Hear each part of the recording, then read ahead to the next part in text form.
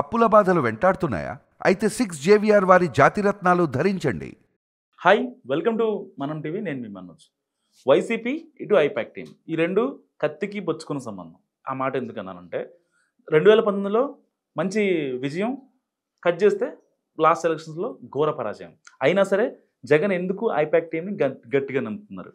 వాళ్ళు మొత్తం కూడా అంత మేనేజ్ చేసి అంత అధపాతం తొక్కినా ఎందుకు మళ్ళీ ఐపాక్ ఆఫీస్లో జగన్ ప్రత్యక్షమయ్యారు? మాట్లాడదాం. మనతో పాటు ప్రముఖ పొలిటికల్ అనలిస్ట్ అంకమరావు గారు ఉన్నారు. ఆయనతో మాట్లాడు. నమస్కారం. ఎందుకు ఐపాక్ టీంని వదలడు సార్ జగన్? మామూలుగా ఏదన్నా ఏ రాజకీయ పార్టీ అయినా, ఏ రాజకీయ నాయకుడైనా, ప్రజాప్రతినిధి అయినా తను ప్రజాప్రతినిధిగా, శాసనసభ్యుడు కావచ్చు, లోక్సభ సభ్యుడు కావచ్చు, చివరికి గ్రామ సర్పంచ్గా ఎన్నికైన తర్వాత ప్రజలు కనుక తదుపరి అతను ఓడిస్తే నేను ఎందుకు ఓడిపోయాను ఏంటని చెప్పని ఆలోచించుకొని ప్రజల వద్దకు వెళ్ళి, ఇదిగో నేను పలానే ఈ ఊరికి చెరువు తీసుకొచ్చాను, సర్పంచ్ అయితే చెరువును దోమిచ్చాను, పాఠశాల కట్టించాను, నీళ్ళ ట్యాంక్ పెట్టించాను, రహదారులు నిర్మించాను, నన్ను ఎందుకు ఓడిచ్చారని అడుగుతాడు.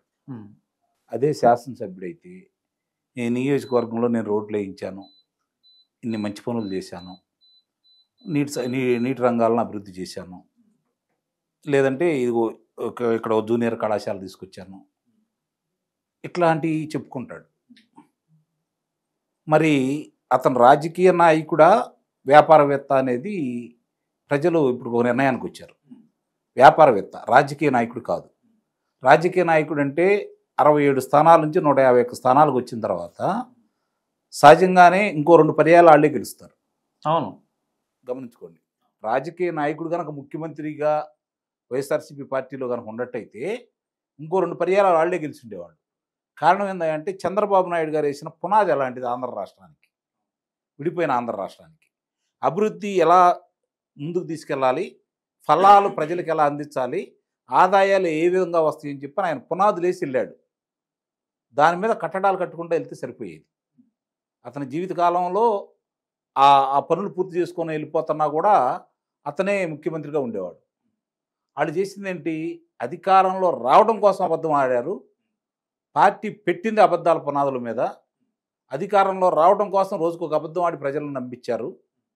సహజంగానే ఆ రోజు తెలుగుదేశం పార్టీ శాసనసభ్యుల మీద ఉన్నటువంటి వ్యతిరేకత, వీళ్ళ అబద్ధాలు రెండూ తోడై జగన్మోహన్ రెడ్డిని కూర్చోబెట్టారు. అప్పుడు జగన్మోహన్ రెడ్డి ఏమనుకున్నాడు?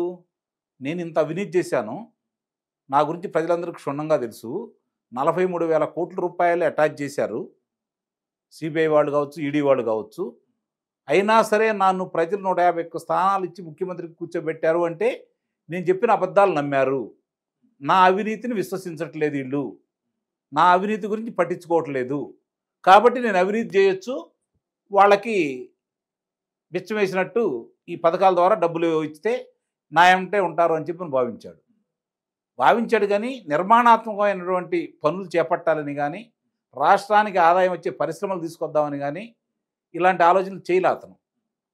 అమరావతిని నిర్వీర్యం చేశాడు, పోలవరాన్ని నిర్వీర్యం చేశాడు, జనాలను ఏం చేశాడు అందరం చూస్తూనే ఉన్నాం. పప్పు బెల్లాలాగా 2,60,000 కోట్ల రూపాయలు ప్రజలకు బటన్ ద్వారా నొక్కానని చెప్పి అందుట్లో ఒక 78,000 కోట్ల రూపాయలు వాళ్ళ అన్నయ్యలకి దోచిపెట్టేసి పథకాల పేరు మీద వాళ్ళ సొంత మనుషులకి వాళ్ళు వేరే వాళ్ళ పేర్లు పెట్టేసుకొని, లేని వాళ్ళ పేర్లు పెట్టుకొని, అర్హులు కాని వాళ్ళ పేర్లు పెట్టుకొని వాళ్ళు స్వాహా చేసేసారు.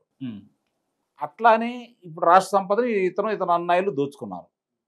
ఈ పరిస్థితుల్లో ఇప్పుడు ప్రజల దగ్గరికి వెళ్ళి మళ్ళీ నేనేదో చేశానని చెప్పుకోవడానికి ఏం లేదు కదా, మళ్ళీ అదే అబద్ధాల పునాదుల మీద మనం అట్లానే వెళ్దాం, ఎందుకు ఓట్లేరన్న ఉద్దేశంతో మీరు దాన్నే కంటిన్యూ చేయండి అని చెప్పడానికి వాళ్ళ దగ్గరికి వెళ్ళాడని అయితే నేను భావిస్తాను. ప్రజలు గొర్రెలు కాదు కదా సార్ అనుకుంటున్నాడు అతను. ఇంకోటి చేతి ఇనే రకం కాదు, అతనికి ఆలోచన రాదు. నిస్సందేహంగా ఆలోచన రాకపోవడమే ఆంధ్ర రాష్ట్ర ప్రజలకు మేలని అయితే భావిస్తాను.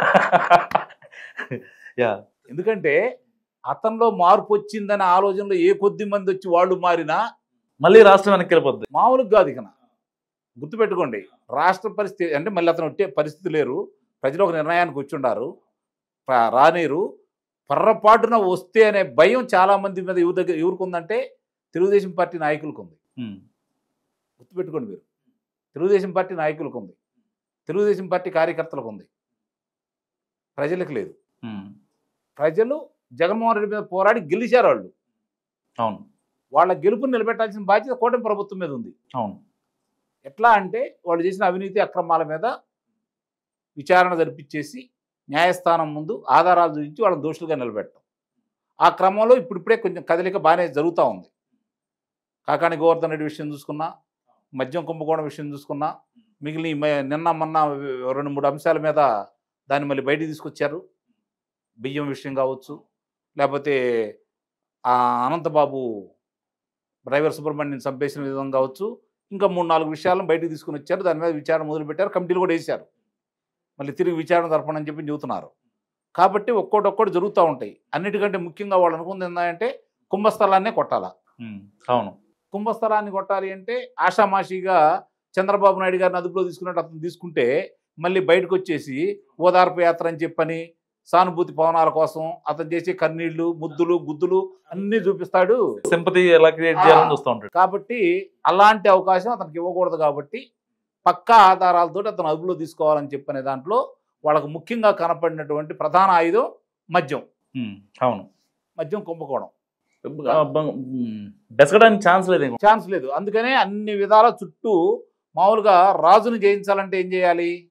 ముందు అతనికి అండదండలుగా అందించేటువంటి సామంత రాజుల్ని, అలాగే వాళ్ళ సైన్యంలో ముఖ్యమైన వాళ్ళని, వాళ్ళ ఆయుధ భాండాగారాన్ని, లేదంటే వాళ్ళకు ఉన్నటువంటి సైన్యాన్ని కావచ్చు, లేదంటే గుర్రాలను కావచ్చు, ఏనుగులను కావచ్చు, ముందుగా వాటిని నిర్వీర్యం చేసుకుంటూ వెళ్తే రాజు దొరుకుతాడు. అప్పుడేం చేయలేడు. పొరపాటున రాజు మీదకి వెళ్దామంటే వీళ్ళు ఎటు నుంచి వస్తారో కూడా తెలియదు కదా. కాబట్టి ముందుగా ఎన్ని చేసుకుంటూ వీళ్ళు ఒక్కొక్క అడ్డును తొలగించుకొని అంతిమంగా జగన్మోహన్ రెడ్డిని అదుపులో తీసుకుంటే కనీసం 10 సంవత్సరాలు బయటికి రాకుండా ఉండే విధంగా వీళ్ళు ప్రణాళిక రచించుకొని ముందుకెళ్తున్నారు. ఆ విషయంలో కొంచెం ఆలస్యమైంది. ఆలస్యమైంది కాబట్టి అతను ఏమనుకున్నాడంటే నన్నేమి చేయరలే అనే ధీమాలో ఉన్నాడు. చెవిరెడ్డి భాస్కర్ని అదుపులో తీసుకున్నప్పుడు అతను కొంచెం అర్థమైపోయింది. ఎప్పుడైతే మిథున్ రెడ్డిని అదుపులో తీసుకున్నారో తర్వాత పరిస్థితి నాదే అనేది అతనికి సీను సితారా చాలా స్పష్టంగా కళ్ళ ముందు ఇంద్రధనుస్సు రంగుల్లో కనపడింది. ఫైనల్గా అయితే క్లారిటీ వచ్చేసింది. మళ్ళీ ఇప్పుడు అతను ఏంటంటే ఇందాక నేను చెప్పినట్లు అతను చేసిన మంచి పనులు ఏంటూ లేవు కదా, నిర్మాణాత్మక పనులు, సంక్షేమ పథకాలు తప్ప చెప్పుకోవడానికి ఏమి లేవు కదా. ఇప్పుడు నువ్వు ఆస్తులను తాకట్టు పెట్టి రాష్ట్రానికి అప్పులు చేసి పథకాలు ఇచ్చావు. ఈరోజు చంద్రబాబు నాయుడు పరిశ్రమలు తీసుకొస్తున్నాడు. పరిశ్రమలు వచ్చే ఆదాయాన్ని కొంత అప్పుని చేసి, ఎందుకంటే నువ్వు చేసిన అప్పులకి గత ప్రభుత్వం వీళ్ళే చేసిన అప్పులకి వడ్డీలు అయితే కట్టాలి కదా. వడ్డీలు కట్టాలంటే మళ్ళీ అప్పులు చేయాల్సిందే కదా. అవి ఆగవు కదా. ఎందుకంటే మనకు అంత అభివృద్ధి లేదు, ఆదాయం లేదు. కాబట్టి ఇప్పుడు ఆ అభివృద్ధి ఫలాలు ముందుకు తీసుకెళ్తా ఆదాయాన్ని పెంచుకుంటూ అప్పులు తీసుకునే క్రమంలో భాగంగా చంద్రబాబు నాయుడు గారు ముందుకెళ్తున్నాడు. నువ్వేం చేసావు? ఆస్తులు తెగనమ్ముకుంటూ ఆస్తులను తాకట్టు పెట్టుకుంటూ అప్పులు చేసావు. అది తీరేది కాదు. ఇది తీర్చేది రాష్ట్ర ప్రజల ఆకలి కూడా తీర్చేది అభివృద్ధి అంటూ జరిగితే. కాబట్టి చంద్రబాబు నాయుడు గారు ఆ విధంగా ముందుకెళ్తున్నాడు. కాబట్టి ఏదో విధంగా మళ్ళీ ఇప్పుడు చూసాం రాజధాని ప్రాంతంలో ఈ వర్షాలకు సంబంధించి మొత్తం మునిగిపోయిందని చెప్పేస్తున్నారు. కనీసం వాళ్ళకి అవగాహన ఏందంటే రాజధాని ప్రాంతంలో ఎక్కువగా మెట్ట ప్రాంతం, మీరు గమనించుకోండి, ఎక్కువగా మెట్ట ప్రాంతం. వాళ్ళంతా మాగాణి ప్రాంతం చూపిస్తున్నారు, కృష్ణా పరివాహక ప్రాంతాన్ని చూపిస్తున్నారు, గోదావరి పరివాహక ప్రాంతాన్ని చూపిస్తున్నారు. కాబట్టి ఇక్కడ ఇన్ని చేస్తున్నా కూడా అబద్ధాలే నమ్ముకొని మళ్ళీ అబద్ధాలతో గెలవాలనుకుంటున్నాడు. కానీ ప్రజలంతా వెర్రివాళ్ళని అతను భావిస్తే అంతకంటే వేరే ఆలోచన అయితే ఉండదు.